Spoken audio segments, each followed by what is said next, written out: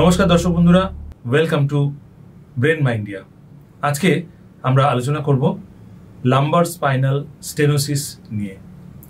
এই অসুখটা সম্পর্কে আপনারা হয়তো অনেকেই জানেন, বা যারা এই অসুখে ভুগছেন তাদের জন্য এই ভিডিওটি একটি মহামূল্যবান ভিডিও হতে চলেছে।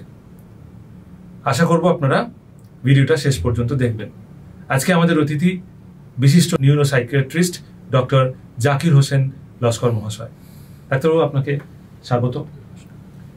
ডাক্তারবাবুর কাছে আমার প্রথম প্রশ্ন, what is lumber spinal stenosis? তো বুঝতেই পারছেন, নামের মধ্যেই অনেকটা উত্তর আছে যে লাম্বার একটা এরিয়া, আমাদের স্পাইনাল কর্ডের ওপরের দিকের এরিয়াটা হচ্ছে সার্ভাইকাল এরিয়া, মাঝখানে একটা এরিয়া আছে, আর তলার এরিয়াটা হচ্ছে লাম্বার এরিয়া। এই দুটো এরিয়াতে বেশি প্রবলেম হয়। তো এখন আজকের আলোচনার কথা আপনি তুলছেন যে লাম্বার স্পাইনাল স্টেনোসিস, মানে লাম্বার রিজিয়নে যে স্পাইনাল ক্যানালের যে পার্ট, সেখানে যখন কম্প্রেশন হয়, স্টেনোসিস হয়, তখন যে কন্ডিশন হয় এবং সেখান থেকে আমরা কি করে বেরোবো তার হোমিওপ্যাথিক ট্রিটমেন্ট নিয়ে হয়তো আমরা কথা বলবো। তো অ্যাকচুয়ালি এই রোগটি বিভিন্ন কারণে হয়। কোনো মানুষের যাদের এমন ধরনের পরিশ্রম করেন, মানে অকুপেশনাল হ্যাজার্ড, যে অনেক ঘন্টার পর ঘন্টা বাইক চালাতে হয়, মানে যে সাসপেনশনের একটা ব্যাপার থাকে, তো তার এফেক্টে স্পাইনাল কর্ডে প্রেশার পড়ে।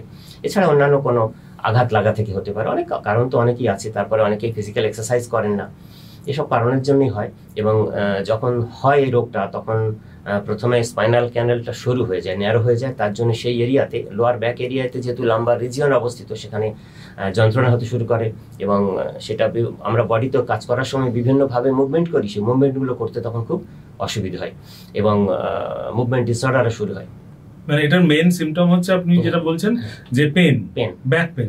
মানে স্পাইনাল ক্যানাল রিজিয়নে, মানে আমাদের স্নায়ুতন্ত্রের নিচের দিকের এরিয়াতে ব্যাক পেন, একদম স্পেশালি আপনি radiating back pain around this lumber region, মানে হচ্ছে ছড়িয়ে যাওয়া, এদিক ওদিক চারদিকে ছড়িয়ে যাওয়া, স্যাক্রাল রিজিয়নে, কোমরের ওদিকে, লয়েন এরিয়াতে ছড়িয়ে যেতে পারে। তাহলে হেভি ওয়েট লিফটিং থেকে এটা হতে পারে সব। তো এখন আমি আপনাকে এটা বলবো একটা প্রোটোকল ফর্মে, কেননা আমার এই ব্রেন মাইন্ডিয়া প্রোটোকলের মাধ্যমে যে ট্রিটমেন্টগুলো করি, বাছাই করা একটি কেস স্টাডি। এখানে এই পেশেন্টের কথা আমি বলবো। উনি পেশেন্ট প্রোফাইলটা হচ্ছে 49 বছরের একজন ভদ্রলোক। উনি কাঠের বিজনেস করেন। তো মেল পেশেন্ট, ডায়াগনোসিস হয়েছিল লাম্বার স্পাইনাল স্টেনোসিস। তিনি যখন প্রথম এসেছিলেন, প্রথম ভিজিটে তার কাছ থেকে যে সিমটমসগুলো শুনেছিলাম, একই কথা, যেগুলো keynote red line features of this disease. তিনি বললেন যে তার কোমরের দিকে নিচে যন্ত্রণা হচ্ছে, কখনো কখনো সেটা পায়ের দিকে প্রবলভাবে ছড়িয়ে যাচ্ছে, অবশ হয়ে যাচ্ছে, যেটা নামনেস বলা হয়। আর মানে সূচ ফোটানোর মতো যন্ত্রণা হচ্ছে, টিনজিং সেন্সেশন হচ্ছে, এবং মোবিলিটি, মানে এদিক ওদিক মুভমেন্ট করে আমরা যে কাজ করি সেগুলো করতে তার রেস্ট্রিকশন হচ্ছে, অসুবিধা হচ্ছে। তো এগুলো সবটা শোনার পরে ডিফারেন্সিয়াল ডায়াগনোসিস করতে হয় আমাদের, যে ওইরকম সিমটম আরো অনেক রোগে থাকতে পারে ওই রিজিয়নে। Spondylolisthesis, disc prolapse, slip disc, আরো অনেক কিছু থাকে। তো ফাইনালি ডায়াগনোসিস করেছিলাম, যেটা লাম্বার স্পাইনাল স্টেনোসিসের কেস। তো সেক্ষেত্রে সাধারণভাবে ট্রিটমেন্ট প্রোটোকলের কথা আপনি জিজ্ঞেস করবেন, জানতে চাইবেন নিশ্চয়ই কিভাবে যে কারোর হয়েছে, তাহলে সে কিভাবে করেছিলাম, এটাই তো আসল কথা। আমি বলি, হ্যাঁ, ট্রিটমেন্ট প্রোটোকলটা এরকম যে আমার ব্রেন মাইন্ডের ট্রিটমেন্ট প্রোটোকলে সাধারণভাবে 3টে জিনিস আমরা যোগ করি, অ্যাড করি: কনস্টিটিউশনাল মেডিসিন, থেরাপিউটিক মেডিসিন আর ট্রাইচুরেশন মেডিসিন। সব ট্রিটমেন্টের ক্ষেত্রেই 3টে যে লাগে এমন নয়, তবে আমি প্রেফার করি, কেননা কনস্টিটিউশনাল মেডিসিন কিন্তু কিউরেটিভ মেডিসিন, আর বাকি 2টি মেডিসিন হচ্ছে প্যালিয়েটিভ বা সাপ্রেসিভ। আচ্ছা, একটু ইন্টারাপ্ট করছি। এই যে আপনি কথাটা বললেন যে কিউরেটিভ মেডিসিন, তার মানে এটা নিশ্চয়ই কিউর করতে পারে। হ্যাঁ, সেটা একটা প্রসেস। কিউরেটিভ মেডিসিন মানে সেটা অ্যাডমিনিস্টার করলাম আর কিউর হয়ে গেল এমন না। পুরো ট্রিটমেন্ট লং টার্ম শুধু না, ট্রিটমেন্টের যে মানে মেকানিজম, অনেকগুলো ফ্যাক্টর এখানে আছে। মেডিসিনটা ভালো কোম্পানির হতে হবে, রেগুলার বেসিসে পেশেন্টকে ঠিকঠাক ডোজে ওষুধটা খেতে হবে, সব মিলিয়ে ফলো আপ সেশনগুলো ঠিকঠাক আসতে হবে। মেডিসিন যেভাবে কমপ্লিমেন্টারি মেডিসিন বা অন্যান্য মেডিসিন চেঞ্জ হচ্ছে, সেগুলো ঠিকভাবে নিতে পারলে এগুলোকে কেন কনস্টিটিউশন মেডিসিন হচ্ছে কেন বলা হয় না, একজন হিউম্যান বিইং এর বডির, মাইন্ডের সব মিলিয়ে একটা কনস্টিটিউশনাল পার্ট থাকে এই মেডিসিনগুলো, সেটা। কিন্তু যে কোনো রোগের ক্ষেত্রে যেখানে যন্ত্রণার হিস্ট্রি থাকে, তাই না, সেক্ষেত্রে পেশেন্ট প্রথমেই চাইবেন যে আমার যন্ত্রণাটা একটু কমিয়ে দিন, আমি যাতে কর্মস্থলে যেতে পারি। উনি একজন ব্যবসায়ী মানুষ, তো তিনি প্রথমেই বলছেন যে আমার এই যন্ত্রণাগুলো কমিয়ে দিন, অন্তত মানে না হলে আমার বিজনেস বন্ধ হয়ে যেতে বসেছে। তো সেক্ষেত্রে আমি ট্রিটমেন্ট প্রোটোকলে এই নির্দিষ্ট কেসটির ক্ষেত্রে আমি কনস্টিটিউশনাল মেডিসিন হিসেবে ক্যালমিয়া ল্যাটিফোলিয়া 10 ইউজ করেছিলাম, কেননা এটা এই নার্ভ পেনকে কন্ট্রোল করতে পারে, যে ব্যথা যন্ত্রণার জন্য যে ইনফ্লামেশন হয় সেটাকে কন্ট্রোল করতে পারে, এবং রেডিয়েটিং সিমটম মানে চারদিকে যে ছড়িয়ে যাচ্ছে যন্ত্রণাটা কোমর থেকে পায়ের দিকে, সে সবটা কন্ট্রোল করতে পারে এই ক্যালমিয়া ল্যাটিফোলিয়া 10 পটেন্সি, এবং এটা একটা কনস্টিটিউশনাল মেডিসিন। সঙ্গে ছিল সিমিসিফিউগার এসিমোসা মাদার টিংচার। এটি খুব সহজেই এই মাস্কিউলোস্কেলিটাল যে ফ্লেক্সিবিলিটির ব্যাপারটা দরকার, ফ্লেক্সিবিলিটিটা কমে গেছে বলেই তো তার মুভমেন্টে পেন হচ্ছে, সেটা তাড়াতাড়ি সাপোর্ট করে দেয়। স্টিফনেস হয়ে গেছে সেটাও রিডিউস করে দেয়, এবং মোবিলিটিটা খুব তাড়াতাড়ি কিন্তু বাড়িয়ে দেয়, এনহ্যান্স করে দেয়। সঙ্গে যদি প্লামবাম অ্যাসিটিকাম 3x দেওয়া যায়, এবং আমি যথারীতি দিয়েছিলাম প্রেসক্রিপশনে, সেটা কিন্তু এই ফ্লেক্সিবিলিটি, স্টিফনেস এগুলোকে জয়েন্টলি কন্ট্রোল করতে খুব তাড়াতাড়ি সাহায্য করে। আমি টাইম লাইনটি একটু বলবো, ট্রিটমেন্ট টাইম লাইন। সেটা হচ্ছে যখন আমরা পেশেন্টকে পাই তখন প্রথমেই আমরা 2 মাসের ওষুধ দিয়েছিলাম। সেক্ষেত্রে ক্যালমিয়া ল্যাটিফোলিয়া 10 পটেন্সি সপ্তাহে একটা করে ডোজ, আর সঙ্গে যাতে ইনস্ট্যান্ট পেন রিলিফ হয় সেজন্য সিমিসিফিউগার এসিমোসা মাদার টিংচার 20 ফোঁটা করে দিনে একবার সকালে খালি পেটে, আর সঙ্গে প্লামবাম অ্যাসিটিকাম 3x পটেন্সি সামান্য লিউকওয়ার্ম একটু ঈষদুষ্ণ গরম জলে মিশিয়ে রাত্রে শোয়ার সময়। এভাবে চলতে চলতে 1 থেকে 1.5 মাসের মধ্যে মোটামুটি পেন রিলিফ হয়েছিল, রেডিয়েটিং পেন, স্টিফনেস, নার্ভনেস এগুলো কন্ট্রোল হয়েছিল। এরপরে আস্তে আস্তে তার মানে মোবিলিটির যে সমস্যাগুলো সেগুলো আস্তে আস্তেও কম ছিল।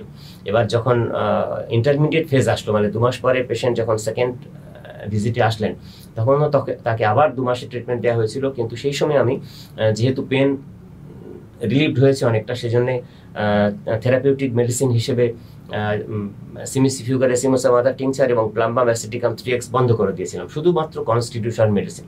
কেননা যত কম মেডিসিন হবে তত কিউরেটিভ প্রসেসটা অনেক স্টেডি হবে, এবং এই 4 মাস মানে এই পরের 2 মাসের পেশেন্টের ইমপ্রুভমেন্ট আরও ভালোভাবে হয়েছিল। খুব কম সময়ের মধ্যে তিনি বললেন যে তার বাকি সমস্ত সিমটমসগুলো আরও ইমপ্রুভ করেছে, এবং পরে সেটা রিল্যাপসও করেনি। 3rd ভিজিটে তিনি যখন 5th মান্থে আসলেন, তখন আরও বেশ কিছু দিনের কয়েক মাসের ওষুধপত্র দেওয়া হয়েছিল, এবং ট্রিটমেন্ট প্রসেসটা কমপ্লিট করা হয়েছিল 9 মাসের মধ্যে।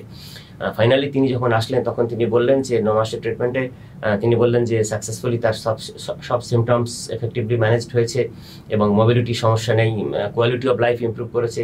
মোটামুটি তিনি স্যাটিসফাইড, এবং পেন তো অনেক আগেই 1-1.5-2 মাসের মধ্যেই কমপ্লিটলি রিলিভ হয়ে গেছে। আচ্ছা, না তো এই প্রসঙ্গে একটা কথা আমার মনে পড়ছে, মানে মনে আসছে যে এটা এই যে 9 মাস ধরে উনি ট্রিটমেন্টটা করলেন, উনি কি কিওর হয়ে গেলেন নাকি এটা ম্যানেজ হলো? ম্যানেজ হলো, হ্যাঁ। না, প্রথম কথা হচ্ছে যে যে কোনো রোগের ক্ষেত্রে আমরা 2টো স্টেজ বলি, অ্যাকিউট স্টেজ আর ক্রনিক স্টেজ। তো এই ডিজিজগুলো অলরেডি ক্রনিক স্টেজ, এবং তারও অনেক পরে আসেন আমাদের কাছে। সো ক্রনিক স্টেজের ক্ষেত্রে কমপ্লিট কিওর সাধারণভাবে হয় না, কিন্তু যতটা হয় সেটা কিন্তু অলমোস্ট কিওরের কাছাকাছি। মানে ধরুন যে সমস্যাগুলো নিয়ে আপনি এসছেন, পেশেন্ট আসছেন, সেই সমস্যাগুলো, সেই সিমটমসগুলো একদমই আর নেই, এবং যখন মেডিকেশন স্টপ করা হলো, ফার্দার কোনো মেডিকেশন কন্টিনিউ করা হচ্ছে না, অথচ তার কোনো রিল্যাপস হচ্ছে না, আরও 1 বছর 2 বছর তারপরে তিনি।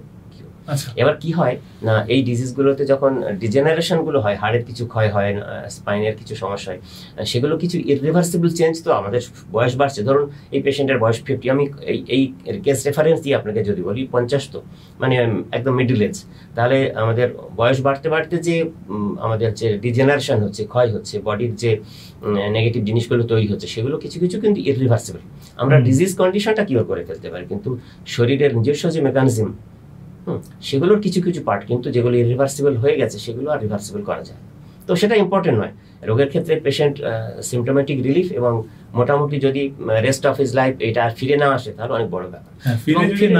কিন্তু ফিরে আসতে পারে যদি লাইফস্টাইল মডিফিকেশন তিনি না করেন।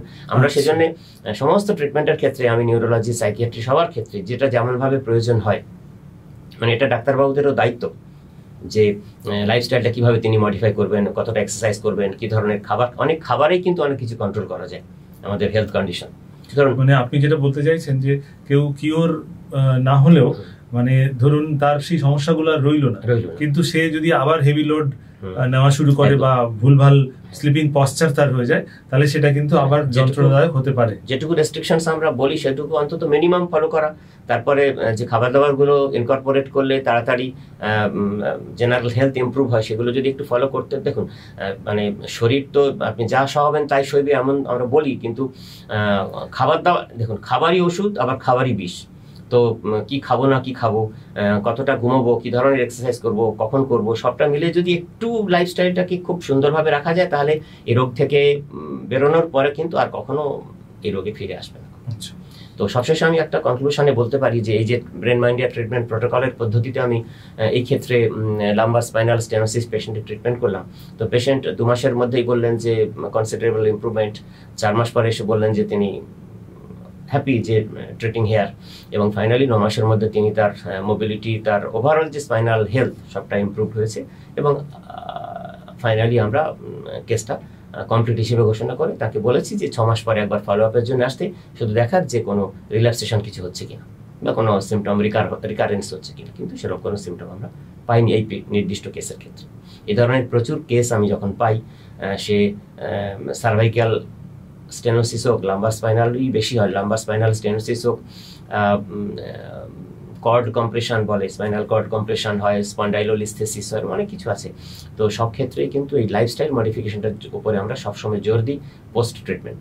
ওকে, তো আপনি যে প্রোটোকলের কথা বললেন, ট্রিটমেন্ট প্রোটোকলের যে কথা বললেন, সেইটা অনুযায়ী মানে যে পেশেন্টকে আপনি দেখেছিলেন তার যে কন্ডিশন সেই অনুযায়ী আপনি একটা প্রোটোকল এখানে বললেন। তার মানে এই ব্যাপারটা এরকম তো নয় যে অন্য যে কোনো পেশেন্ট যার লাম্বার স্পাইনাল স্টেনোসিস হয়েছে, না এই প্রোটোকল এইটা তার ক্ষেত্রে খাটবে, লাইন অফ ট্রিটমেন্ট আলাদা হবে, মেডিকেশন চেঞ্জ হবে। তার মানে সেক্ষেত্রে এই যে আপনার অ্যাডভাইস সেইটা অনুযায়ী পেশেন্ট কিন্তু ওষুধ নিয়ে নিতে পারবে না, মানে নিজে নিজে ওষুধ কিনে মানে এইটার গাইডলাইন মেনে সেটা কখনো সম্ভব। এইটা তো এই গাইডলাইন্স গুলো মানে প্র্যাকটিসিং ডক্টরসদের জন্য, হোমিওপ্যাথ ডক্টরস যারা নিউরোলজি নিয়ে কাজ করেন, আমাদের কলিগ যারা, আমরা তো নিজে মানে অন্যদের থেকে আমিও শিখি, আমরা এক্সচেঞ্জ করি, তো ডক্টরসদের মধ্যে এক্সচেঞ্জ হবেই তো শেখা যায় যে এই কোন একটা কেস কিভাবে আমি হ্যান্ডেল করেছি, ফোনে ফোনে আমরা কথা বলি।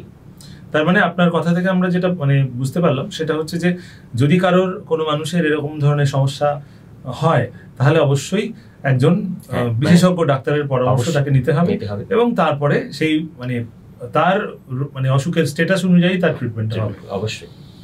আচ্ছা, তো এই আমরা তো তাহলে জানলাম এখানে যে কিভাবে এটা হয়, মেইনলি কোন কোন কারণে এগুলো হতে পারে, লাইফস্টাইল মডিফিকেশন ডেফিনেটলি আমাদের করতে হবে, আপনি ট্রিটমেন্ট প্রোটোকলও বলে দিলেন, এবং এটাও দর্শক বন্ধুরা আপনারা শুনলেন যে এটাকে আমরা অলমোস্ট কিওর করে ফেলতে পারি যদি আমরা লাইফস্টাইলকে মডিফিকেশন করি অ্যালং উইথ মেডিকেশন। তো এই ছিল আমাদের বিষয়, আমরা আলোচনা করলাম লাম্বার স্পাইনাল স্টেনোসিস নিয়ে।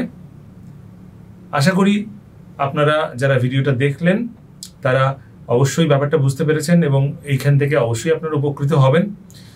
আজকের পর্ব আমরা এখানেই শেষ করলাম, আপনাদের সাথে আবার দেখা হবে পরবর্তী এরকম কোনো আলোচনায়। আপনারা সবাই খুব ভালো থাকবেন এই আশা রাখি। নমস্কার।